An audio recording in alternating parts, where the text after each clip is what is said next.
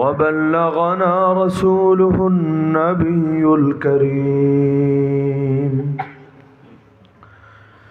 উলিপুর আদর্শ হাফিজিয়া মাদ্রাসা বাহুবল হবিগঞ্জের উদ্যোগে আয়োজিত 2 দিনব্যাপী 36তম বার্ষিক ইসলামী সম্মেলনের দ্বিতীয় দিনের চলতি অধিবেশনের সম্মানিত সভাপতি, উপস্থিত আমার শ্রোতা ওয়াজিবুল ইহতারাম হযরত উলামায়ে কেরাম, এলাকার গণ্যমান্য মুরব্বীগণ, স্থানীয় এবং দূরদূরান্ত থেকে আগত দিন দরদি কোরআন প্রেমী প্রিয় তাওহীদি জনতা এবং পর্দার আড়ালে থাকা মা বোনেরা, আল্লাহ রসুল সাল্লাল্লাহু আলাইহি ওয়াসাল্লামকে সাহাবীরা প্রশ্ন করেছিলেন, আনাহলিকু ওয়া ফীনা সালিহুন,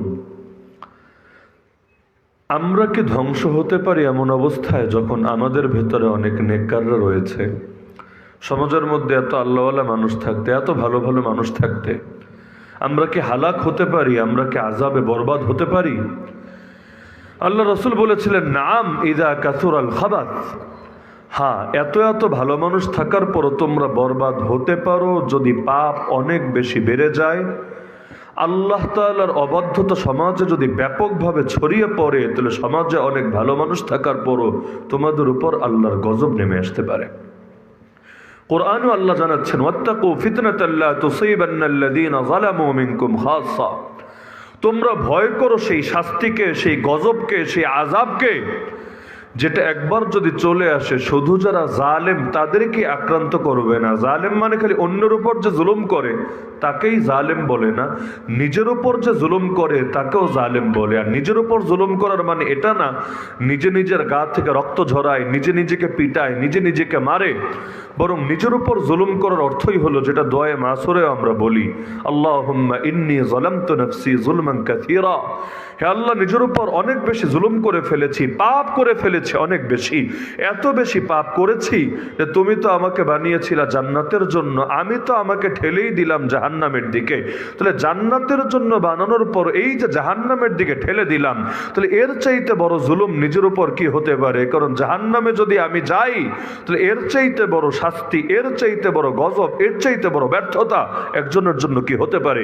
ফামান যুহজিহা আনিন নার ওয়া উদখিলাল জান্নাতা ফাকাদ ফাজ। কোরআন বলে দিচ্ছে, যাকে জাহান্নাম থেকে রক্ষা করা হলো এবং জান্নাতে প্রবেশ করানো হলো, একমাত্র সেই কামিয়াব হলো, সেই সফল হলো। তার মানে যাকে জাহান্নাম থেকে রক্ষা করা হয় নাই, জান্নাতে প্রবেশ করানো হয় নাই, উল্টো জাহান্নামে নিক্ষেপ করা হলো, সেই আসল ব্যর্থ হলো। এজন্যই মুয়াজ্জিন ডেইলি 5 বার আমাদেরকে স্মরণ করিয়ে দেয়। 5 বারের প্রতিবার আবার 2 বার করে বলে, হাইয়া আলাল ফালাহ, হাইয়া আলাল ফালাহ, চলে আসো সফলতার দিকে, চলে আসো সফলতার দিকে। সফলতা কোনটা? জাহান্নাম থেকে বাঁচতে পারে এটাই সফলতা, জান্নাত পেয়ে যাওয়া এটাই সফলতা। আর এর উল্টা যাই হোক সেটাই ব্যর্থতা। যদি এমন হয় অনেক বড় চাকরিজীবী কিন্তু জাহান্নামী, অনেক বড় ব্যবসায়ী কিন্তু জাহান্নামী, অনেক বড় রাজনীতিবিদ কিন্তু জাহান্নামী, অনেক বড় শিল্পপতি কিন্তু জাহান্নামী, মোটেও সে সফল না, বরং পুরোটাই ব্যর্থ, পুরোটাই ব্যর্থতায় পর্যবসিত। তো যেহেতু জাহান্নামে যাওয়াটা এবং নিজেকে জাহান্নামের দিকে ঠেলে দেওয়াটা এটা বান্দার জন্য ব্যর্থতা, তো এই কারণে এটাকে বলা হয়েছে নিজের উপর জুলুম করা। সব পাপের মধ্যে সবচাইতে বড় পাপ যেহেতু শিরিক করা, এজন্য কোরআনে আছে, ইন্না শিরকা লাযুলমুন আযীম, নিশ্চয়ই শিরিক হলো অনেক বড় একটা জুলুম। তবে এই জুলুম অন্যের উপরে না, এই জুলুম প্রাথমিকভাবে নিজের উপরে। কারণ বাপের বাড়িকেই তো স্থায়ী ঠিকানা বলে, তাই না? বাপের বাড়ি যেটা, এটাকেই তো স্থায়ী ঠিকানা লেখেন আপনারা। নিজে যদি গিয়ে ঢাকা শহরেও থাকেন সেটাকে লেখেন বর্তমান ঠিকানা, আর অলিপুর বাহুবল এটাকে লিখবেন স্থায়ী ঠিকানা, কারণ এটা আপনার বাপের ভিটে বাড়ি এখানে, বাপের ঘর বাড়ি এখানে। তাহলে দেখা যাচ্ছে বাপের বাড়ি যদি স্থায়ী ঠিকানা হয়, আমাদের সকলের বাবা যিনি, তিনি হলেন আব্বা আদম আলা নবিয়িনা আলাইহিস সালাম, সকলের বাবা। তাহলে তার প্রথম বাড়ি ছিল কোনটা? মূল বাড়ি ছিল কোনটা? দুনিয়া না জান্নাত? তাহলে আল্লাহ তাকে সৃষ্টি করে জান্নাতকে তার জন্য বাড়ি বানিয়ে দিলেন এবং সেখানে তিনি লম্বা সময় থাকলেন। এরপর পরীক্ষার জন্য আল্লাহ দুনিয়াতে পাঠালেন। দুনিয়াতে যখন পাঠিয়েছেন তখনই বলে দিয়েছিলেন, ওয়ালাকুম ফিল আরদি মুস্তাকাররুন ওয়া মাতাউন ইলা হিন, চিরকালের জন্য না, নির্দিষ্ট কিছু সময়ের জন্য তোমরা দুনিয়াতে থাকবা, সেখানে তোমরা দুনিয়াটা ভোগ করবা, তবে এটা ইলা হিন, সুনির্দিষ্ট সময় পর্যন্ত হবে, চিরকাল হবে না। তার মানে আসলেন জান্নাত থেকে, ফিরেও গেলেন জান্নাতে, মাঝখানে এসেছিলেন পরীক্ষা দিতে। তাহলে এই যে পরীক্ষার হল, যেটা পরীক্ষার হলকে কেউ বাড়ি বলে না, না স্থায়ী ঠিকানা বলে, না বর্তমান ঠিকানা বলে। পরীক্ষার হল তো পরীক্ষার হলই, ভাঙা ঘরই হোক আর এসি রুমই হোক, পরীক্ষার হল পরীক্ষার হলই, এটা সাময়িক জায়গা। তাহলে মূল স্থায়ী ঠিকানা হচ্ছে জান্নাত। এসেছিলেন জান্নাত থেকে, ফিরেও গেলেন জান্নাতে। তাহলে তিনি যেহেতু আমাদের বাবা, বাবা থাকেন যেখানে সন্তানও তো থাকবে সেখানে, কারণ বাপের বাড়ি তো সন্তানের বাড়ি হবে। তাহলে দেখা যাচ্ছে আমাদেরও তো স্থায়ী ঠিকানা মূলত জান্নাতি। আর দুনিয়া দারু মাল্লা দার আলাহু ওয়া মালু মাল্লা মাল আলাহু ওয়া লাহা ইয়াজমাউ মাল্লা আকল আলাহু। দুনিয়া হলো তার বাড়ি যার আসল বাড়ি নাই, দুনিয়া হলো তার মাল যার আসল মাল নাই। শুধু দুনিয়ার জন্য জমা করে তারা যাদের আকল বুদ্ধি বলতে কিচ্ছু নাই। তাহলে সেই জান্নাত যদি স্থায়ী ঠিকানাই হয়, তাহলে স্থায়ী ঠিকানায় যেতে বাধা কোথায়? বাধা হলো এখানে কিছু মানুষ এত বেশি অপরাধ করে, এত বেশি পাপ করে যে এরা নিজের এলাকায়, নিজের গ্রামে যাওয়ার মুখও হারিয়ে ফেলে। যেমন জুলাই আন্দোলনের পরে অনেক এলাকা ছাড়া হয়েছে, 6 মাস হয়ে যাচ্ছে, এখনো এলাকায় ফিরে আসে নাই। কেন? ওরে কেউ না করেছে তুই এলাকায় আসিস না, না কেউ না করে নাই, কিন্তু ও জানে এই পরিমাণ আকাম কুকাম করেছে, এলাকায় আসবে কোন মুখে? যদি আসে পাবলিক ধরে বানায় দেবে, এমনভাবে বানাবে ওর সারা জীবন এই স্মৃতি বয়ে বেড়াতে হবে। এই জন্য কারো বলে দেওয়া লাগে নাই, নিজেই নিজেকে দূরে সরিয়ে রাখতে বাধ্য হয়েছে। তাহলে এই বেটা নিজের উপর জুলুম করেছে বলেই, নিজের উপর নিজে অত্যাচার করেছে, অন্যায় করেছে বলেই এখন এলাকায় মুখ দেখানোর, এলাকায় ফিরে আসার যোগ্যতা হারিয়ে ফেলেছে। তো দুনিয়াতে এসেও যারা নিজের উপর জুলুম করে, পাপের মাধ্যমে, গুনাহের মাধ্যমে, আল্লাহ নাফরমানের মাধ্যমে, অবাধ্যতার মাধ্যমে, তারাও বাপের বাড়িতে ফিরে যাওয়ার, নিজের আসল ঠিকানায় ফিরে যাওয়ার মুখই হারিয়ে ফেলে। ওখানে ফিরে যাবে কিভাবে? তখন এদেরকে ধরে ধরে জাহান্নামে নিক্ষেপ করা হয়ে থাকে। এজন্য পাপ করাকে বলা হয় জুলুম করা। আল্লাহ দোয়া শিখিয়েছে আমাদেরকে, আমরা দোয়া করি রব্বানা যালামনা আনফুসানা। অর্থ কি? এটাই তো, হ্যাঁ আমাদের রব, নিজেদের উপর জুলুম করে ফেলেছি। আদম আলাইহিস সালামকে আল্লাহ যখন বললেন দুনিয়ায় চলে যাও, জান্নাত থেকে বেরিয়ে যাও, ওই সময় যেই বাক্যগুলো বলে তিনি মুক্তি পেয়েছিলেন, আল্লাহ তার তওবা কবুল করেছিলেন, ওই বাক্যগুলোই ছিল এই বাক্য, ক্বালা রব্বানা যালামনা আনফুসানা ওয়া ইল্লাম তাগফির লানা ওয়া তারহামনা লানাকুনান্না মিনাল খাসিরিন। তারা উভয়ে বলে উঠলেন, উভয়ে মানে আমাদের আদি পিতাও আমাদের আদি মাতাও, উভয়ে বলে উঠলেন। আদম আলাইহিস সালামও বললেন, হাওয়া আলাইহিস সালামও বললেন, হে আমাদের রব, নিজেদের উপর জুলুম করে ফেলেছি, যদি ক্ষমা না করেন, দয়া না করেন, আমরা চরম ক্ষতিগ্রস্তদের অন্তর্ভুক্ত হয়ে যাব। আর আল্লাহ চানি এটা বান্দা স্বীকার করুক, বান্দা তার সামনে নত হয়ে যাক। যেমন ইউনুস আলা নবীনা আলাইহিস সালাম, যখন তিনি মাছের পেটে, তিনি কি বলে মুক্তি পেয়েছিলেন? তার দোয়াগুলোর মধ্যে কিন্তু এটা নাই, আল্লাহ আমার মাছের পেট থেকে বাইর করেন, আল্লাহ আমাকে পারে নিয়ে উঠায় দেন, আল্লাহ আমাকে মুক্তি দিয়ে দেন, এই টাইপের কোনো কথাই নেই। আছে কি? লা ইলাহা ইল্লা আনতা সুবহানাকা ইন্নী কুনতু মিনাজ জালিমিন, যেটার দোয়া ইউনুস বলে আর কি। তো লা ইলাহা ইল্লা আনতা, হে আল্লাহ আপনি ছাড়া কোনো মাবুদ নাই, সুবহানাকা আপনার পবিত্রতা বর্ণনা করছি, ইন্নী কুনতু মিনাজ জালিমিন নিশ্চয়ই আমি জালেমদের অন্তর্ভুক্ত। একই কথা, এই জুলুমের কথা স্বীকার করে নিচ্ছেন, আমি জালেমদের অন্তর্ভুক্ত। কার উপর জুলুম করেছেন নবী আবার জুলুম করে নাকি কারো উপরে? না, কিন্তু নিজেরটা নিজের ব্যাপারে স্বীকার করছে, আল্লাহ আমি নিজের উপরে জুলুম করে ফেলেছি, নিজের উপরে জুলুম করেছি। আপনি হিজরতের আদেশ দেওয়ার আগে এলাকা থেকে বের হয়ে এসেছি জাতির উপর রাগ করে, জাতির উপর গোসা হয়ে। এই যে আপনি অনুমতি দেওয়ার আগেই আমি যে বের হয়ে আসলাম, এটাই আমার নিজের উপর নিজের করাটা ঠিক হয় নাই, আমি নিজের উপর অন্যায় করেছি। এজন্য স্বীকার করছেন, আল্লাহ আমি নিজের উপর বড় জুলুম করে ফেলেছি, আপনার পবিত্রতা বয়ান করছি, আপনি কোনো জুলুম করেননি আমার উপরে, আপনি যা করেছেন শতভাগ ঠিক করেছেন, আপনি ছাড়া কোনো মাবুদ নাই। ডাইরেক্ট কিন্তু মুক্তির কোনো কথাই নাই, কিন্তু ইশারা ইঙ্গিতে আছে যে আমি জুলুম করেছি, আপনি পবিত্র, আপনি ছাড়া কোনো মাবুদ নাই। ব্যাস এইটাই দোয়া, এতটুকুই, লা ইলাহা ইল্লা আনতা সুবহানাকা ইন্নী কুনতু মিনাজ জালিমিন। সব কথা মুখ খুলে বলা লাগে না।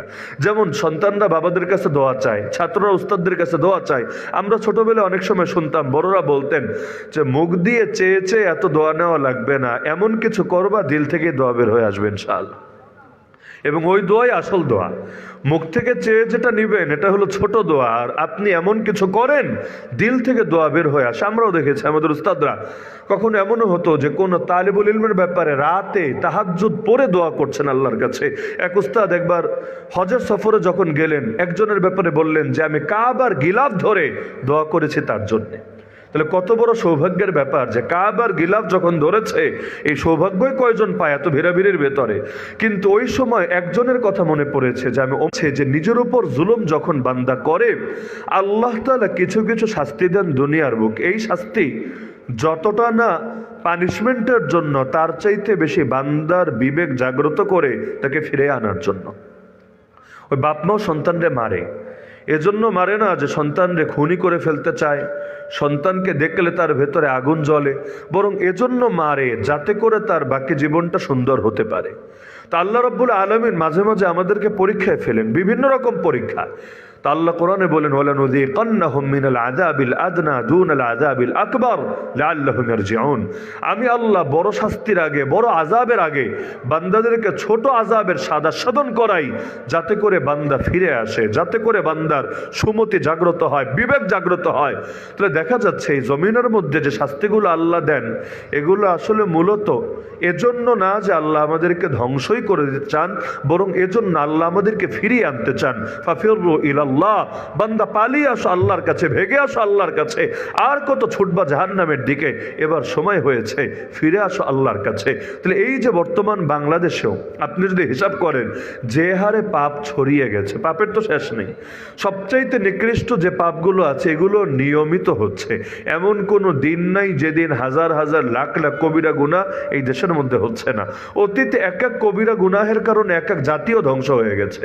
মাপে কম দিতে এক জাতি শেষ, সমকামিতা করতে এক জাতি শেষ, নবীর উট হত্যা করে ফেলেছিল এক জাতি শেষ। আর সেখানে আমরা এমন এক জাতি, পাপ একটাও বাদ নাই, তবুও আল্লাহ এখনো বাঁচিয়ে রেখেছেন। কিন্তু এভাবে যদি পাপ চলতে থাকে, এক সময় না এক সময় আল্লাহর বিভিন্ন পাকড়াও চলে আসবে। যেমন হাদিসের মধ্যে আছে, কোন সম্প্রদায়ের মধ্যে যদি অশ্লীলতা ছড়িয়ে যায়, যেমন বাংলাদেশেও ছড়িয়েছে, লাম তাজহারিল ফাহিশাতু ফি কওমিন কাত্তু হাত্তা ইউলিনু বিহা, এবং তারা সেটা ঘোষণা দিয়ে দিয়ে করতে থাকে। যেমন বাংলাদেশে এখন অশ্লীলতা আর গোপনে গোপনে করছে না, প্রকাশ্যে ঘোষণা দিয়ে দিয়ে পর্যন্ত করছে। এমন যদি হয়, নবীজি বলেন ইল্লা ফাশা ফিহিম আত-তাউন ওয়াল আওজা, তাদের মধ্যে মহামারীও ছড়াবে, তাদের মধ্যে দুর্ভিক্ষ ছড়াবে, তাদের মধ্যে করবে, আরেকদিকে মহামারী ছড়াবে। মানুষ আর মানুষ, এই নতুন নতুন মহামারী এক একটা আসবে আর মরতেই থাকবে। এই করোনা এসেছে, আপনি পেরেশান, মুদ্রাস্ফীতি হচ্ছে, আবার দেখা যাচ্ছে জিনিসের দাম এমন বাড়ছে যে এগুলো মানুষের নাগালের বাইরে চলে যাচ্ছে। আপনি ভাবছেন এমনি এমনি হচ্ছে, কিন্তু বান্দা যে জীবনেও শান্তিতে থাকতে পারছে না, অশান্তি আসছে, এই কথা তো বান্দা ভুলেই যাচ্ছে। তাহলে কি বোঝা যাচ্ছে যে বর্তমান প্রেক্ষাপটে সবচাইতে বড় সমস্যা এখানে, বান্দা আল্লাহকে নারাজ করতে শুরু করে দিয়েছে, ব্যক্তি জীবন থেকে শুরু করে রাষ্ট্র সব ক্ষেত্রে। যেমন বাংলাদেশের রাষ্ট্রীয় ক্ষেত্রে আজও পর্যন্ত আল্লাহ সার্বভৌমত্ব স্বীকার করা হয়নি। আল্লাহ যে সকল বিধানের মালিক, আল্লাহ যে সকল ক্ষমতার মালিক, আল্লাহ যে হালাল হারাম করার অধিকার রাখেন, স্বাধীনতা 54 বছরে এসেও এই কথা কোন সরকার স্বীকার করতে রাজি হয় নাই। ওই সংবিধানের মধ্যে চিরকাল লিখে রাখতে চায় সকল ক্ষমতার মালিক জনগণ, জনগণই হালাল বানাবে, জনগণই হারাম বানাবে। যেমন পতিতালয়কে হালাল বানিয়ে রেখেছে, আল্লাহ হারাম করেছেন, এরা হালাল বানিয়ে রেখেছে। মদের বারকে আল্লাহ হারাম করেছেন, এরা হালাল বানিয়ে রেখেছে। যাত্রাপালা, সিনেমা, গান বাজনা এগুলোকে আল্লাহ হারাম করেছেন, এরা হালাল করে রেখেছে। সুদকে আল্লাহ হারাম করেছেন, এরা হালাল করে রেখেছে। আর কত উদাহরণ লাগবে, আল্লাহর হালালকে হারাম করে রেখেছে। যেমন বিয়ে করা যাবে না এত বছর না হলে। কেন এত বছর না হলে বিয়ে করা যাবে না? এটা কোরআনের কোন আয়াতে আছে আর কোন হাদিসে আছে? আচ্ছা, বিয়ে ঠেকাচ্ছ ভালো কথা, বাল্য প্রেম তো ঠেকাতে পারছো না, বাল্য ধর্ষণ তো ঠেকাতে পারছো না। এখন দেখা যাচ্ছে এই যে সিলেটেই হলো কয়দিন আগে, 16 থেকে 21 বছর বয়সী 16টা কপতি, এরা গিয়ে ওই Regent hotel, park and resort এর মধ্যে রুম নিয়ে গোপনে গোপনে পরামর্শ সভা কায়েম করছিল। প্রত্যেক রুমে দুজন করে একদম মুরাকাবায় বসেছিল, তারা ধ্যানে বসেছিল। তাহলে এই যে দেখা যাচ্ছে যেই বয়স 16 থেকে 21, বিয়ের বয়স হয় নাই, নাক টিপলে দুধ বের হবে, এই বয়সে বিয়ে করলে পুলিশ এসে ধরে নিয়ে যাবে, ভালো কথা তো বিয়ে করতে দিবে না, কিন্তু আকাম কুকাম তো ঠিকই চালায়া যাচ্ছে। তাহলে এগুলো বন্ধ করার কোনো উদ্যোগ নিয়েছে? নেয় তো নাই, উল্টাটা নিয়েছে। নাটক, সিনেমা, গান বাজনা, গল্প, উপন্যাস, কবিতা, সব জায়গায় খালি প্রেমের সুরসুরি আর যৌনতার সুরসুরি দিবে। একদিকে খালি প্রেমের ফজিলত শেখাবে জাতিরে, আর একদিকে বিয়ের রাস্তা বন্ধ করে রাখবে। তো কি হবে? যা হওয়ার তাই হবে। প্রতিদিন সমাজে জিনা বাড়ছে আর বাড়ছে। আবার জিনার কোনো শাস্তি আছে? জিনার কোনো শাস্তি রেখেছে সরকার? ধর্ষণের সাজা আছে, জিনার সাজা কি বলেন আমারে? ধর্ষণের সাজা আছে। ধর্ষণ মানে কি? যেটা জোরাজোরি করে, মানে দুইজন তো আর জোরাজোরি হয় না, একজন রাজি আর একজন রাজি না, ব্যাস এইটাই তো ধর্ষণ। মানে একজন শক্তি প্রয়োগ করেছে আর আরেকজন রাজি ছিল না, জোরপূর্বক তার সাথে শারীরিক সম্পর্ক করেছে, এটাই তো ধর্ষণ। সরকার কিন্তু ধর্ষণের বিরুদ্ধে বলে, জিনার বিরুদ্ধে কিন্তু বলে না। বলে জিনা মানে কি? যেখানে কোনো জোরাজোরি নেই, উভয়ই রাজি, উভয়ই রাজি, ছেলেও রাজি মেয়েও রাজি। এখন যদি পাট খেতে চলে যায়, এখন যদি কোনো পার্কে চিপায় চাপায় চলে যায়, এখন যদি হোটেলে রুম নিয়ে বেড়ায়, না, এতে কোনো সমস্যা নেই। উল্টা সরকার তো নিজেই জিনার ব্যবস্থা করে রেখেছে। এই পতিতলয় বাংলাদেশে এগুলো খোলা লাইসেন্স কে দিয়েছে? লাইসেন্সকে আপনারা বাহুবলের মানুষরা দিয়েছেন? লাইসেন্সকে অলিপুরে সাধারণ লোকেরা দিয়েছে? সাধারণ লোক তো চাই না, সাধারণ লোকের মতো নেয় নাই কোনো সরকার। নাম দেয় ক্ষমতার মালিক জনগণ। জনগণের মত কবে নিছিল ফাজিলের দল? জীবনে কোনোদিন জনগণের মত নেওয়া নাই। এই দেশের জনগণ এগুলো চায় না, এগুলো পছন্দ করে না। জনগণের মত না নিয়ে নিজেরা খুলে দিয়েছে, কারণ তারা চায় আল্লাহর গজব পড়ুক এই দেশে, এই দেশে সবাই মরুক, আল্লাহর গজব আক্রান্ত হয়। কারণ এগুলো খোলা থাকলে গজব আসবে, জানা কথা। কে আসবে না? কি আপনাদের ধারণা আসবে না? অবশ্যই আসবে। বনি ইসরাইলের মধ্যে এক ছেলে এক মেয়ে জিনা করেছে, 70,000 মানুষ মরে গেছে মহামারীতে। শুধু এক লোক আর এক মহিলা জিনা করেছে, মাত্র একজন। ফলাফল কি হয়েছে? হাদিসেও আছে, ফাইন্না আউয়ালা ফিতনাতি বানি ইসরাঈল কানাত ফিন নিসা। এমন ভাবে মহামারী ছড়িয়েছে, তা যুদ্ধের ময়দানে, যুদ্ধের ময়দানে নবী মুসা আলাইহিস সালাম বাহিরে নিয়ে গিয়েছেন যুদ্ধ করবেন বলে। কি আর যুদ্ধ হবে, এমন হারে মরা শুরু করেছে মহামারী দেখা দিয়ে। ওই মহামারী হতো না আগে বাংলাদেশে, কলেরা হয়ে, গুটি বসন্ত হয়ে, দেখা যায় গ্রামের পর গ্রাম নেই, হাজার হাজার হাজার মানুষ নাই। এইবারও যেমন করোনা হলো, বাংলাদেশে তেমন মরে নাই, ঠিক আছে, কিন্তু আমেরিকায় তো একদিনও 5-5,500 করে মরেছে। এই ইন্ডিয়ায় মরেছে, দিল্লিতে মরেছে, কত জায়গায় মরেছে। তাহলে দেখা যাচ্ছে মহামারী এসে অল্প সময়ের ভেতরে 70,000 মানুষ মরেই গেল। কেন? একজন জিনা করেছে কারণে। পরবর্তীতে তাকে যখন শাস্তি দেওয়া হয়েছে, জিনার সাজা যেটা, একদম তাকে যেহেতু বিবাহিত ছিল মৃত্যুদণ্ডই দেওয়া হয়েছে, ব্যাস আল্লাহ গজবকে উঠিয়ে নিয়েছে। তো একজন জিনা করলেই যদি এভাবে এত মানুষের উপর আযাব চলে আসতে পারে, আর সেখানে এই দেশে তো জিনার বাজার বসেছে, বাজার। তাহলে ব্যক্তি জীবন থেকে শুরু করে রাষ্ট্র, সব জায়গায় সবচাইতে বড় ঝামেলা এখানে আল্লাহর নাফরমানিকেই এখানে স্বীকৃতি দিয়ে দেওয়া হচ্ছে। যত দিন যাচ্ছে আল্লাহর নাফরমানি কমছে না, খালি বাড়ছে আর বাড়ছে। এখন তো আর জিনার দিন নাই, এখন তো সমকামিতার পক্ষে প্রচারণা চালায়, এখন তো শরীফরে ধৈরা ধৈরা শরীফা বানাবে, এগুলোর পক্ষে স্কুল সিলেবাসে, স্কুলের কলেজে সিলেবাসে পর্যন্ত সবক ঢুকায়। মানে ওই শয়তানে যখন শুরু হয় এক জায়গায় সীমাবদ্ধ থাকে না, দিনকে দিন শয়তানির মাত্রা শুধু বাড়ায় আর বাড়ায় আর বাড়ায়। তাহলে সুতরাং আল্লাহর গজব থেকে যদি বাঁচতে চান, আল্লাহর দ্বীনের আঁকড়ে ধরা ছাড়া কিন্তু কোনো উপায় নাই। দ্বীনের খেদমত, দ্বীনি ব্যক্তিত্বদের খেদমত, দ্বীনি প্রতিষ্ঠানগুলোর খেদমতের আলাদা বরকত আছে। আপনি খেয়াল করলে দেখবেন যে এই জায়গায় সবসময় পানি প্রবাহিত হয়, যেমন ধরেন ঝর্ণার পানি পড়ছে এক জায়গায়, কোনো একটা খালের মতো আছে, এখান থেকে পানিগুলো চলে যাচ্ছে।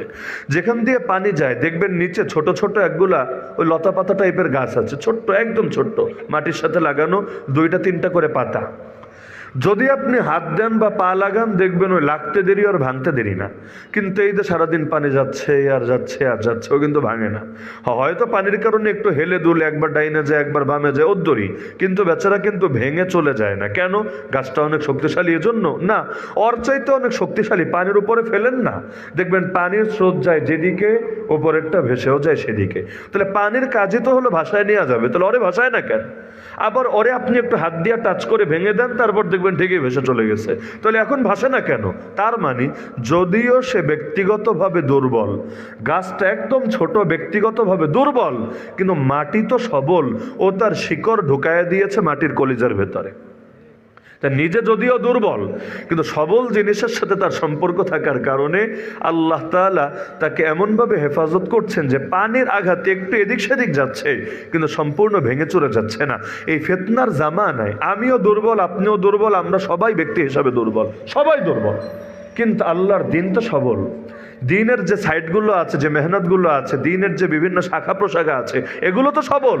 ওই দিনই কোনো মেহনতের সাথে নিজের শিকড় লাগায় ফেলে, নিজের শিকড়টাকে দিনে মেহনতের গভীরে ঢোকায় দেন, ইনশাআল্লাহ ফিতনার জামানায় ফিতনার আঘাতে একটু হেলে দুলে যেতে পারেন, মাঝে মাঝে একটু ডাইনে একটু বামে চলে যেতে পারেন, কিন্তু ইনশাআল্লাহ একেবারে বেদিন হবেন না, একেবারে বেঈমান হবেন না, একেবারে ইমানহারা হবেন না, একেবারে পচে যাবেন না, হারায় যাবেন না। কেন?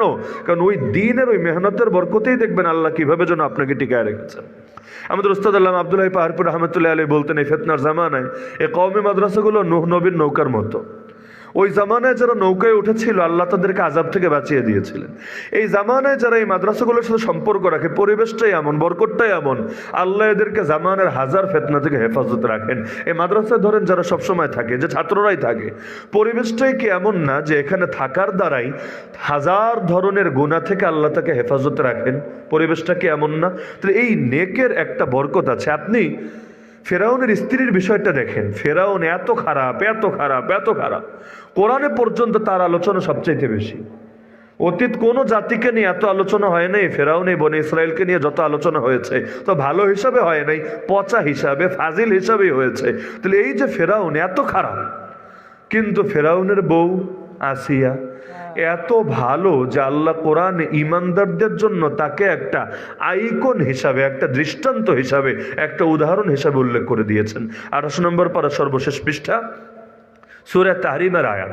আল্লাহ বলে দিচ্ছেন, ওয়াদারাবাল্লাহু মাসালাল লিল্লাযীনা আমানু ইমরাআত ফিরআউন, যারা ঈমান এনেছে আল্লাহ তাদের জন্য দৃষ্টান্ত হিসাবে উপস্থাপন করলেন ফেরাউনের স্ত্রীকে। আরে দুনিয়াতে ভালো মানুষ কি কম আছে? কত সাহাবীও তো আছে, কিন্তু আল্লাহ তাদের কথা না এনে একজন নারী যে কিনা সারা জীবন ছিল ফেরাউনের স্ত্রী, এবং জীবনের বড় একটা অংশ কাফেরই ছিল, বেঈমানও ছিল, আবার ঈমান আনার কিছুকাল পর্যন্ত মেরেই ফেলা হয়েছিল, লম্বা হায়াতও পায় নাই ইমানদার হালতে। কিন্তু আল্লাহ বলে দিচ্ছেন, তোমরা যত ইমানদার আছো দুনিয়ার বুকে, যত ইমানদার, তোমাদের জন্য উদাহরণ হিসাবে আমি আল্লাহ এই ফিরআউনের স্ত্রীর কথা উল্লেখ করলাম। তাও কোন ঘটনাটা? আল্লাহ নিজে বলে দিচ্ছেন, ইয ক্বালাত, স্মরণ করো সেই সময়ের কথা যখন ফিরআউনের স্ত্রী বলল, রাব্বি ইবনি লি ইনদাকা বাইতান ফিল জান্নাহ, হে আমার রব, জান্নাতে আপনার কাছে আমার জন্য একটা ঘর বানায় দেন। থাকবো না আর দুনিয়ায়, ফেরাউনের প্রাসাদ আমার লাগবে না, জান্নাতে আপনার কাছে আমার জন্য একটা ঘর বানায় দেন। ওয়ানাজ্জিনি মিন ফিরআউন ওয়া আমালি, আমাকে ফেরাউন থেকেও মুক্তি দেন, আর কুকর্ম থেকেও মুক্তি দেন। কারণ আমি যদি দুনিয়াতে থাকি, ওর ঘরে সংসার করি, তাহলে ইচ্ছে অনিচ্ছে আমিও জালেমের সহযোগী, কারণ আমি ওর খাবার সামনে পরিবেশন করে দিচ্ছি, বিভিন্নভাবে ওর সেবা করছি, ওর খেদমত করছি, তাহলে এই তো জালেমের সহযোগিতা হচ্ছে আমার দ্বারা। আল্লাহ, আমি চাই না জালেমের সহযোগী হয়ে বাঁচতে, আমাকে মুক্তি দিয়ে দেন, ফেরাউন থেকে মুক্তি দেন, আর কুকর্ম থেকে মুক্তি দেন। ওয়ানাজ্জিনি মিনাল কওমিজ জালিমিন, এই জালেম সম্প্রদায় থেকে আমাকে নিষ্কৃতি দেন, আমাকে আপনার কাছে নিয়ে গিয়ে জান্নাতে আপনার নিকটে আমার জন্য একটা ঘর বানায় দেন।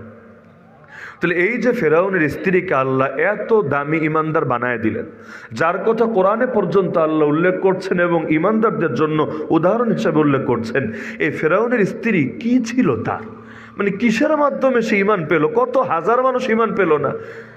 ফেরাউনের মতো, ফেরাউন যে একজন জ্ঞানী লোক ছিল না বিষয়টা এমন না, দেশ চালাতেও জ্ঞান লাগে, জ্ঞানী ছাড়া ওই হাবা গোবা কাউরে দিয়া রাজনীতি এত সোজা না, রাজনীতি করতে মাথায় বুদ্ধি লাগে। তাহলে ফেরাউন যে এত লম্বা টাইম দেশের শাসক হিসাবে ছিল, কেউ বিদ্রোহ করেও তার গদি টদি নিতে পারলো না, তাহলে বুদ্ধি জ্ঞান তো ছিল না বিষয়টা এমন না, কিন্তু তারও মাথায় হেদায়েত ঢুকলো না, কিন্তু আসিয়ার হেদায়েত কবুল হয়ে গেল। কিভাবে? কি ছিল আসিয়ার? কারণ আমরা জানি তৌফিক যদি না আসে কেউ কখনো ইমানদার হতে পারে না, তৌফিক যদি না আসে তাহলে আমলও করতে পারে না। যেমন আপনি ভাবেন আপনি নামাজ পড়েন না, কিন্তু আপনার ভাবা দরকার ছিল কি জানেন, আল্লাহ আপনাকে নামাজ পড়ার তৌফিক দিচ্ছে না, আল্লাহ আপনাকে তার সামনে নিয়ে দাঁড় করাচ্ছে না। আল্লাহ তো হাজার হাজার মানুষকে নামাজে তার সামনে দাঁড় করাচ্ছে, আমাকে কেন দাঁড় করাচ্ছে না? এটা যদি ভাবতো হেদায়েতের জরিয়া হয়ে যেত, দিলের বদ্ধ দরজা খুলে যেত, কিন্তু এটা তো ভাবে না, ভাবে আমি নামাজ পড়ি না, আমি না। অথচ লা হাওলা ওয়ালা কুওয়াতা ইল্লা বিল্লাহ, নবী শিখিয়েছে কোনো গুনাহ ছাড়া যায় না, কোনো নেক আমল করা যায় না আল্লাহর তৌফিক ছাড়া। আল্লাহর তৌফিক পেয়েছে বেলালে হাবশি, কালেমা পড়ে মুসলমান হয়েছে। আল্লাহর তৌফিক পায় নাই আবু তালেব, সারা জীবন নবীর খেদমত করেছে কিন্তু পারে নাই কালেমা পড়তে, ওই বেঈমান হয়েই তাকে মরতে হয়েছে। তাহলে তৌফিক লাগে নাকি লাগে না? নবীর আপন চাচা তৌফিক পায় নাই, এই যে আবুল আহাব সারা জীবন নবীর সাথে দুশমনি করে গেল, একটা দিনও হেদায়েত কবুল করতে রাজি হলো না। অথচ কোথাকার কোন ইরানের সেই পারস্যের সালমান ফারিসি রাদিয়াল্লাহু আনহু বুড়া সাহাবি, হেদায়েত ঠিকই নসিব হলো, খালি হেদায়েত না নবীর সাহাবি হয়ে গেল, খালি যেন সাহাবি না, খন্দকের যুদ্ধে তার পরামর্শে আল্লাহ তাআলা ইসলামী বাহিনীকে মুসলিম উম্মায় বিজয় দিয়ে দিল। তাহলে দেখা যাচ্ছে যে আল্লাহ কাকে তৌফিক দিবেন তিনি ভালো জানেন। তো ফেরাউনের স্ত্রী তৌফিক পেয়েছিল কিভাবে? আমি তো মনে করি ফেরাউনের স্ত্রী আসিয়ার কপাল খুলেছিল ছোটবেলায় নবী মূসার খেদমত করার বরকতে। বাংলায় বলে না খেদমতে খোদা মেলে, শুনেছেন না? খেদমতে কি মেলে? খোদা মেলে।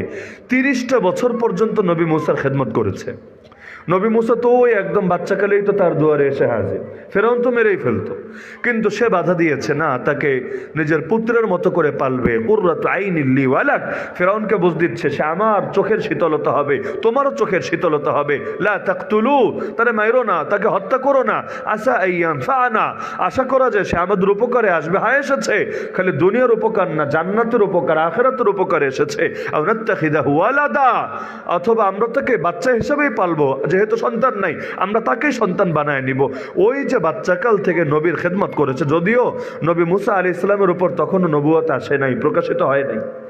নবুয়ত তো এসেছে আর বহুকাল পরে। তিনি ওই দেশ ছেড়ে চলে গেলেন নবী শুআয়ব আলাইহিস সালামের দেশে, তার কন্যাকে বিয়ে করলেন, 10 বছর থাকলেন। ওই 10 বছর পরে যখন ফিরছিলেন ওই সময় আল্লাহ তাআলা ওই পাহাড়ের ওইখানে আগুন দেখলেন, গেলেন, আল্লাহ নবুয়ত তাকে প্রকাশিত করে দিলেন। তাহলে ওই কতকাল পরে নবুয়ত পেলেন, তো তখনও নবী হিসাবে তিনি আবির্ভূত হন নাই, কিন্তু ওই কালেই তিনি যে খেদমত করেছিলেন শৈশবে, আল্লাহ ওই বরকতে তার কপালে হেদায়েতের দরজা খুলে দিয়েছে। তাহলে খেদমতের দ্বারা বরকত পাওয়া যায় নাকি যায় না? এই যে আপনারা যে মাদ্রাসাগুলোর খেদমত করেন, আল্লাহই তো ভালো জানেন কি হবে। এমন কি হতে পারে না এই যে এখানে আপনার মেহনতের বদৌলতে একটা বাচ্চা হাফেজ হলো, কিয়ামতের দিন আপনার জন্য সুপারিশ করে দিল, আল্লাহ আমি তো এই বান্দা আমার খেদমত করেছে বলে আমার পড়ালেখা করতে পেরেছি, না হলে তো পারতাম না। আল্লাহ জান্নাতে আমাকে যেতে বলছে, আমি একা যাবো না, ওরে নিয়েই যাব, আল্লাহ ওরেও দিয়ে দাও আমার সাথে, আর কি লাগে জিন্দগিতে। এরকম একজনও যদি সুপারিশকারী হয়ে যায়, জিন্দগি সার্থক, জিন্দগি তো কামিয়াব। তাহলে দেখা যাচ্ছে বর্তমান প্রেক্ষাপটে পুরো বাংলাদেশে যেটার তুমুল প্রতিযোগিতা চলছে সেটা হলো আল্লাহর গজব কে কিভাবে আনতে পারে, এর জন্য এক প্রতিযোগিতা শুরু হয়ে গেছে। তাহলে আমাদের কি করণীয়? আমাদের করণীয় হলো নিজেদের অস্তিত্ব রক্ষার খাতিরে হলেও আল্লাহর গজব যাতে না আসে, বরং আল্লাহর রহমত আসে, আল্লাহর বরকত আসে, আল্লাহর নুসরত আসে, এজন্য প্রত্যেককে ফিকির করতে হবে। যেমন ধরেন এই যে বাদ মাগরিব ওখানে ওই যে শামসুল ইসলাম অলিপুর সাহেব বয়ান করছিলেন না তালিবুল ইলমের ফজিলত, যে তার জন্য গর্তের পিঁপড়া থেকে সমুদ্রের মাছ সবাই দোয়া করে, আসমানের ফেরেশতা পর্যন্ত সম্মান প্রদান করে। এই যে গর্তের পিঁপড়া থেকে সমুদ্রের মাছ দোয়া করে কেন? মানে ওদের দরকারটা কি? ওরা কি ফ্রি, কোনো ব্যস্ততা নাই যে বয়ে বয়ে কি করবে? তাহলে ঠিক আছে এই মাদ্রাসার বাচ্চাদের জন্য দোয়া করি, এটা না, বরঞ্চ ওরা এদের জন্য দোয়া করে নিজেদের স্বার্থে। বলবেন নিজেদের আবার কি স্বার্থ? হ্যাঁ, দুনিয়াতে স্বার্থ ছাড়া কেউ কাজ করতে চায় না, আপনিও তো দোয়া করেন না স্বার্থ ছাড়া। ওই মসজিদে যদি বলে বাকি নামাজের পর দোয়া হবে, আগে খুঁজবে জেলাপির ঠোঙ্গা আছে কিনা, সিন্নি আছে কিনা। যদি সিন্নি থাকে তাহলে দোয়া করনেওয়ালারাও মজুদ আছে, যদি সিন্নি না থাকে তাহলে 20 ভাগের 19 ভাগই বিদায় হবে, বাকি 1 ভাগ হয়তো বসলে বসবে। যদি সিন্নি থাকে যারা নামাজ পড়েছে এরা তো থাকবেই, ওই এলাকার ঘরগুলো খালি করে বাচ্চা পোলাপান তরুণ যুবকরা চলে আসবে। ওরা চিন্তা করবে নামাজ পড়ি নাই, এমনি এক পাপ করেছি, এখন সিন্নি না নিয়ে কি আরেক পাপ করবো নাকি? এত বেশি পাপ করা যাবে না, পাপটা অন্তত কম থাক। নামাজ পড়েছি নাই তো পড়ি নাই, ঠিক আছে, কিন্তু সিন্নিটা অন্তত নিতে হবে। এই মাহফিলে পর্যন্ত দেখবেন যদি সিন্নির ব্যবস্থা থাকে, রাত 1টাই দেন, রাত 2টাই দেন, রাত 3টাই দেন, সমস্যা নেই। একদম দেখবেন শেষ টাইমে ওই গভীর রাতে মানে চোখ লেগে যায়, একদম ধরে প্রয়োজনে টান টান করে রাখবে, তবুও সিন্নির যুদ্ধে তাকে জয়ী হতে হবে। একদম শেষ টাইম পর্যন্ত মজমা কিন্তু জমজমাটি থাকবে, থাকে না? এমনকি মজমা আরো বড় হবে। তাহলে এই যে দুনিয়াতে দেখা যায় সিন্নি টানে কাছে আনে, তাহলে দুনিয়াতে সিন্নি আছে যেখানে আমরা আছি সেখানেই হলো হালত। তাহলে স্বার্থ ছাড়া দোয়া আসে না। একজন মরা মানুষের জন্য দোয়া করবে তো খাবার ছাড়া দোয়া আসবে না, এই হলো অবস্থা। তাহলে সেখানে গর্তের পিঁপড়া থেকে সমুদ্রের মাছ, সব প্রাণী তো আছে এর ভেতরে, টিকটিকি, তেলাপোকা, চিকা, ইঁদুর, আরো যা কিছু আছে, সবাই আপনার জন্য দোয়া করবে। কেন? এই মশা, এই মাছি, এই সবাই দোয়া করবে আপনার জন্য। কারণটা কি? কোনো না কোনো একটা দরকার তো আছে নাকি? দরকার হলো ওরাও ভালো করে জানে যতদিন এই তালেবুল ইলমরা থাকবে এদের মাধ্যমে ইলম সংরক্ষিত থাকবে।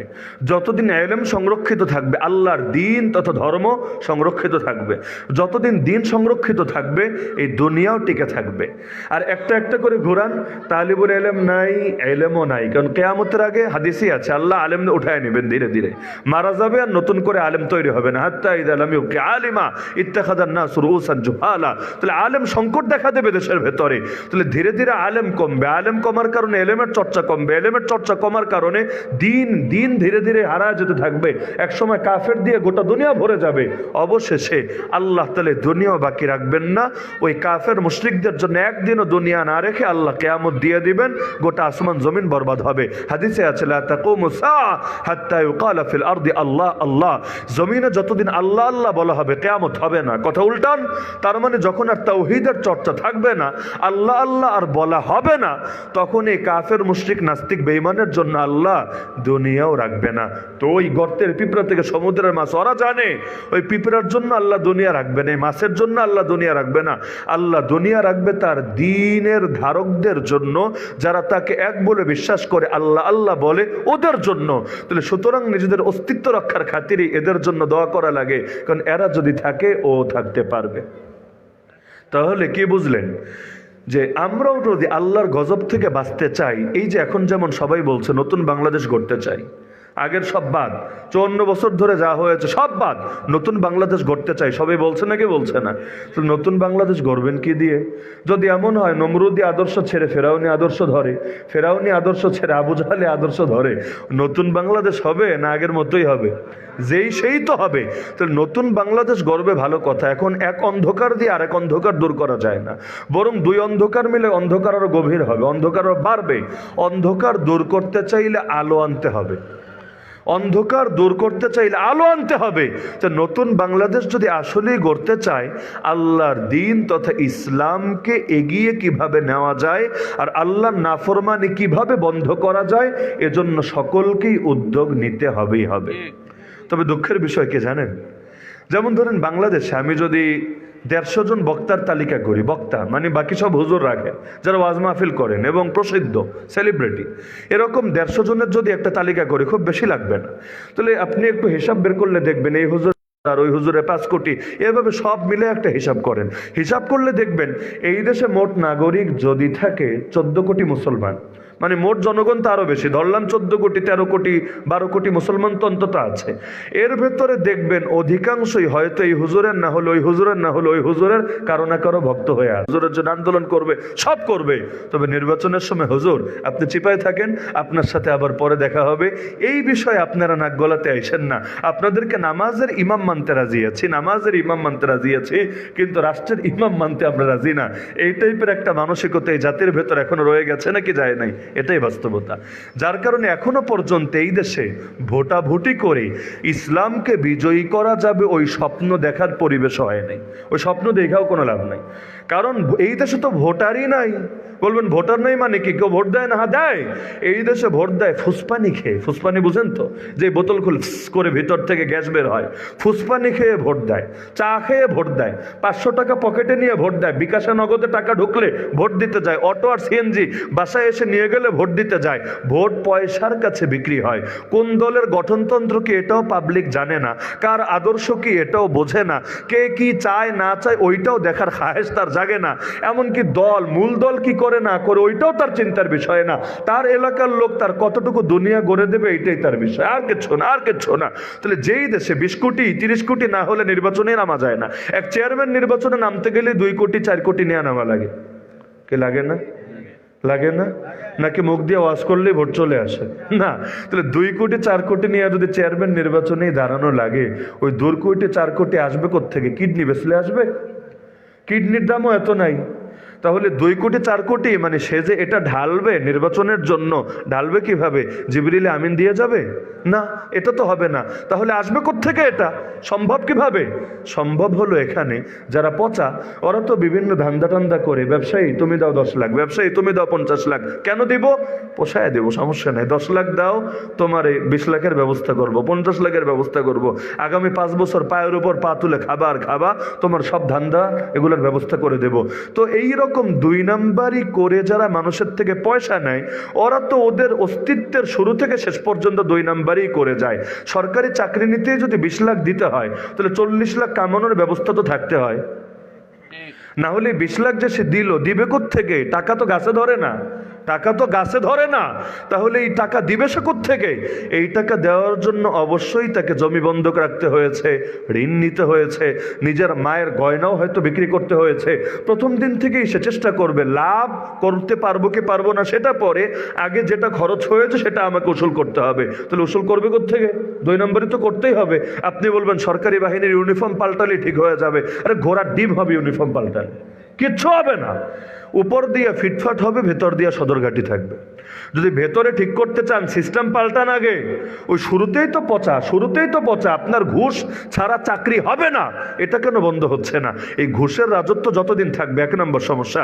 দ্বিতীয়ত, যারা চিহ্নিত অপরাধী ওদেরকেও ছাঁটাই করবেন না, ওদেরকেও মাথায় নিয়ে নাচবেন আর ইউনিফর্ম পাল্টায় জামানের হাসান বসরি বানায় দিবেন। না রে ভাই, এটা সম্ভব না। হিটলারই থাকবে। পোশাক যদি এখন জামানের হাসান বসরির পোশাক পরায় দেন, তবুও ভেতরের মাল একই থাকবে, মাল চেঞ্জ হবে না। তারপর তৃতীয় ঝামেলা হলো, এদেরকে দিন মেহনতে লাগান না কেন? আল্লাহর ভয় দিলে না আসলে ইউনিফর্ম দিয়ে কিচ্ছু হবে না। আল্লাহর ভয় যাতে দিলে আসে। কোন উদ্যোগ আছে তোমার সরকার? কোন উদ্যোগ আছে নাকি? অন্তত এদেরকে দিনই কোনো মেহনতে লাগাই দাও। তাও যদি না পারো, অন্তত শরিয়া কনসালটেন্ট রাখো, আলেম ওলামা নির্ধারিত রাখো, তারা গিয়ে মাঝে মাঝে এদেরকে মোটিভেশন দিয়ে আসুক, এদেরকে বিভিন্ন দিনে আলোচনা করে এদের দিলগুলো তৈরি করুক। 100 জনের 100 জন পরিবর্তন না হলেও যদি 50 জনের পরিবর্তন হয়, তাও তো টুকটাক সমাজে পরিবর্তন আসবে। কিন্তু না, দিলে আল্লাহর ভয় ঢোকানোর ফিকির করবা না, এদের মধ্যে দিনদারির চর্চা বাড়াবা না। খালি ইউনিফর্ম পোশাক পাল্টায় দিলেই বাহ, সবাই জামানার অলি হয়ে যাবে। এগুলো যে চিন্তা করে শুধু জনগণের পয়সা নিয়ে খেলা করে। কেন? ওই ইউনিফর্ম দিবে কি আর বাপের পয়সা দিয়ে? না, এ জনগণের পয়সা দিয়েই শুধু এই টাকাগুলো লস করে বিনা পুঁজিতে, বিনা ধান্দা মানে বিনা লাভে শুধুমাত্র ধান্দাবাজি করবে, আর কিচ্ছু না। তাহলে এই দেশে তো ভোটারই নাই, টাকার কাছে ভোট বিক্রি হয়। আদর্শ কি আবার? এদেশে আদর্শের কথা বলে লাভ নেই। ভালো মানুষ নেতা হবেই না, রাস্তাই বন্ধ। কারণ ওই 20 কোটি 40 কোটি পাবে কোথায়? ধান্দা করে ভালো মানুষ নিতে পারবে না। আপনি ভালো মানুষ হলে কিভাবে নেবেন? আপনি ব্যবসায়ীকে তো ধোকা দিতে পারবেন না যে আমারে 50 লাখ দাও, পোষায় দিব। কারণ আপনি জানেন আপনি পোষায় দিতে পারবেন না। আপনি সর্বোচ্চ বলবেন দোয়া করে দিব। ও বলবে হুজুর আমরা নগদে বিশ্বাসী। ওই দোয়ার হিসাব নিকাশ পরে, দোয়া এমনি আসে। টাকা থাকলে হুজুররা এমনি দুয়ারে এসে দোয়া করে দেওয়া যায়। দেখেন না, টাকা থাকলে এলাকার গুন্ডাদের নাম ও মাহফিলের পোস্টারে হুজুরের নামের উপর চলে আসে। কিচ্ছু লাগে না, টাকার ক্ষমতা থাকলেই চলে। চোর গুলারে, বাটপার গুলারে, চাঁদাবাজ গুলারে, ধর্ষক গুলারে পর্যন্ত মাহফিলে এনে সভাপতির চেয়ার দিয়ে রাখে। লজ্জার ব্যাপার। এই জিনিস আমাদের সিলেট বিভাগে সবচাইতে কম হয়, আলহামদুলিল্লাহ, গর্বের বিষয়। আমার দেখা মতে, যেহেতু পুরো বাংলাদেশে দেখি তো, পুরো সিলেট বিভাগে আমার দেখা মতে সবচাইতে কম হয়। এজন্য দেখবেন মাহফিলের গন্ডগোলের যত ভিডিও আছে, মাঝে মাঝে আসে না ভিডিও, এখনো আসে, আগে তো আরো বেশি আসতো বিগত ফ্যাসিবাদের আমলে। দেখবেন খুব কম ঘটনা, খুব কম, মানে 1000-এ 1টা সর্বোচ্চ সিলেট বিভাগে পাবেন। বাকি সবই দেখবেন, আমি নাম নিতে চাই না, দেশের কিছু মার্কামারা এরিয়া আছে, ওইখানে নিয়মিত 2 দিন পর পরই খালি লাগতেই থাকে বিশেষ ব্র্যান্ডের হুজুর আর বিশেষ ব্র্যান্ডের সভাপতি। ব্যাস, এদের মধ্যে নিয়মিত ফাইট চলতেই থাকে। এই লাইন আলহামদুলিল্লাহ আমাদের সিলেট বিভাগ তুলনামূলক অন্য সব জায়গার চাইতে ভালো আছে। কারণ এখনো সিলেটের বেশিরভাগ মাহফিলের সভাপতি দেখে আলেম ওলামাই থাকে। আপনাদের বাহুবলও কি এমন না? হ্যাঁ, বাহুবলে আমি বহু এসেছি, বহু। এখানে মনে এমন ইউনিয়ন একটাও নেই যেখানে আমার আসা হয় নাই, সব জায়গায়। তো আলহামদুলিল্লাহ এটা একটা গর্বের বিষয় যে মাহফিলের সভাপতি, এবং যেন তেন সভাপতি না, মানে এমন হুজুর থাকবে যেই হুজুর বক্তার চাইতে বড়, এলেমে বড়। কেন? কারণ সভাপতির কাজই হলো বক্তা ভুল করলেও সেই ভুলে যাতে লুকমা দিতে পারে। ওই যে রমজানে হাফিজ সাহেব 2 জন রাখেন না, একজন সামনে একজন পেছনে যে থাকে, আর কাজ কি? সামনের জন যদি ভুল করে, ভুল ধরায় দিবে, লুকমা দিবে। ভুল যে কারো হতে পারে, কাবার ইমামেরও হতে পারে। তো ঢাকা থেকে হুজুর এনেছেন তাতে কি? যদি মক্কা মদিনা থেকে হুজুর আনেন, উনিও মানুষ তো, ফেরেশতা তো আর না। কথা বলতে গিয়ে ভুল হতে পারে নাকি পারে না? যদি ভুল হয় ভুল ধরায় দেবে কে? তার চাইতে সিনিয়র যারা আছে, তার চাইতে আরো জ্ঞানী, আরো অভিজ্ঞ যারা আছে, এমন কোন সভাপতি যদি থাকে, সাথে সাথে লিখিত আকারে হোক, মৌখিক ভাবে হোক, তাকে বলে হোক, অথবা পরবর্তীতে নিজে মাইকের দ্বারা ক্লিয়ার করে হোক, তাহলে এতে সুবিধা কি? মানুষ মিসগাইড হবে না, মানুষ কোনো ভুল ফতোয়া, ভুল মাসালা, ভুল হাদিস, জাল হাদিস জেনে বাড়িতে যাবে না, বরং ক্লিয়ার একটা সহি মেসেজ পেয়ে বাড়িতে যাবে। এইটাই সভাপতি রাখার অর্থ, ভিন্ন কিছু না। কিন্তু সভাপতি রাখবে ওই চাঁদাবাজ, ভাটপার, ধর্ষক, দুর্নীতিবাজ, লুচ্চা, টাকাওয়ালা, ক্ষমতাওয়ালা, শুধু এদেরকে দেখে দেখে এখন যদি কোনো কথা তার কলিজে আঘাত লাগে, ও তো মাহফিলে মারামারি লাগাবেই লাগাবে। এটাই স্বাভাবিক ব্যাপার না? চুরি নিয়ে কথা বললে চোর রাগ করবে না? ডাকাতি নিয়ে কথা বললে ডাকাত খেপবে না? স্বাভাবিক ব্যাপার। তো নিজেরাই তো, এই কমিটিরই তো সমস্যা, এলাকাবাসীরও সমস্যা, ওই দুই গ্রুপেরই সমস্যা। হ্যাঁ, আবার এলাকাবাসীর বড় সমস্যা এখানে, মাহফিলে হুজুরের সামনে বেয়াদবি করে হাড্ডি নিয়ে বাড়িতে ফিরে যায় কিভাবে, এটা হলো এলাকাবাসীর সমস্যা। মাহফিলে আলেমের সামনে বেয়াদবি হতে দেখছে, আর বাকিরা একটু হই হই হই হই, শেষ। আরে এইটা কি রে ভাই? কোনো আলেমের সামনে একবার যদি কেউ বেয়াদবি করে, আমি তো মনে করি এই সোনার বাংলায় তাকে এমন শিক্ষা দেওয়া উচিত, জিন্দেগিতে আগামী 50 বছরে যাতে কেউ আর কোনোদিন কোনো আলেমের সাথে বেয়াদবি করে সাহস না করে, একেবারে জায়গার উপরই। আর এমন সাজা দিতে হবে, জিন্দেগিতে কোনোদিন বেয়াদবির সাহসও করবে না। এমন করে দেখেন না, ইনশাআল্লাহ দেখবেন সব গুন্ডা আলিফের মতো সোজা হয়ে গেছে। কারণ জনগণের শক্তি, জনগণের মোট শক্তি 10টা-20টা গুন্ডা শক্তির চাইতে অনেক বেশি। 10টা-20টা গুন্ডা ও জনগণকে আতঙ্কিত করে রাখে, শাসন করে। কিন্তু যদি আতঙ্ক একবার ভাঙে, সবাই যদি একসঙ্গে জাগে, ওই গুন্ডারা এখন দেখেন না কে কোথায় পালায় আছে, কে যে কোথায় পালায় আছে আল্লাহ ভালো জানে। এখন তাদেরকে ফেসবুকেও দেখা যায় না, এখন তাদেরকে আর স্বজন হারানোর বেদনায়ও বেদনার্থ হতে দেখা যায় না। কোথায় আছে, খেয়ে আছে নাকি না খেয়ে আছে, দিনকাল কেমন যাচ্ছে বা না যাচ্ছে, নতুন সংসার কেমন কাটছে, কোনো কিছু আর আপডেট পাওয়া যায় না। এভাবে দেখতে দেখতে বছরের অর্ধেকে চলে গেছে।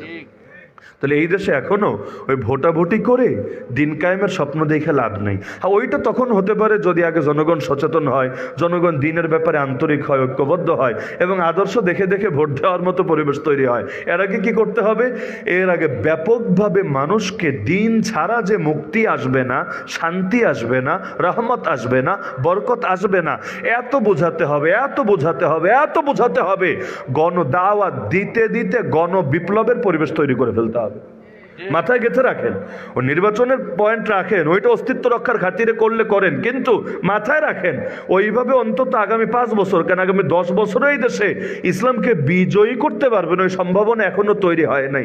আমি গায়েব জানি না, আল্লাহ যদি কখনো বিশেষ পরিবেশ তৈরি করে দেন সেটা আল্লাহ ভালো জানেন, করতে পারেন। আমি গায়েব জানি না, আমি ভবিষ্যৎবাণী করছি না, কিন্তু এখনের যে পরিবেশ আছে ওই পরিবেশ দেখে আশ্বস্ত হতে পারছি না। কিন্তু এটা যদি করতে পারেন, এই দেশের মানুষ ধর্মপ্রাণ, এই দেশের মানুষ ইসলাম শিখতে চায়, জানতে চায়, বুঝতে চায়, এবং যতটুকু বোঝে তার আলোকে আমলও করতে চায়। ব্যাপকভাবে জাতিকে যদি জাগাতে পারেন, দাওয়াত দিতে পারেন, চোখ থেকে অন্ধত্বের চশমা খুলে দিতে পারেন, দুদিন আগে না হলেও দুদিন পরে পরিবর্তন আসবেই আসবে ইনশাআল্লাহ। যদি ভোটাভুটির দ্বারা নাও আসে, অন্তত জাতি ওই মাজলুমকে যেমন অধিকার দেয় না, প্রয়োজনে অধিকার কেড়ে নেয়।